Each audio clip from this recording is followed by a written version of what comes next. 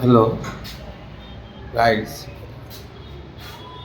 এইটা হচ্ছে হোটেল নীলাচলের রুপটপের ঘর। এখন দেখা যায় গেস্ট আছে বলে সেই জন্য দেখাতে পারছি না।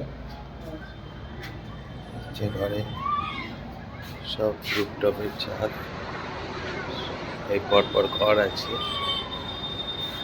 ঘরের সাথে আলাদা বাথরুম অ্যাটাচ নয়।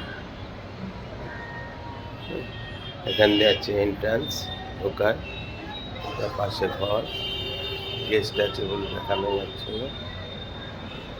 এইসব পরপর নীলাচলের ঘর, পুরী নীলাচল থেকে এরকম দেখা যায় রুপটপ থেকে সমুদ্র, বিভিন্ন সমুদ্রের রূপকথা সব কিছুই দেখা যায়।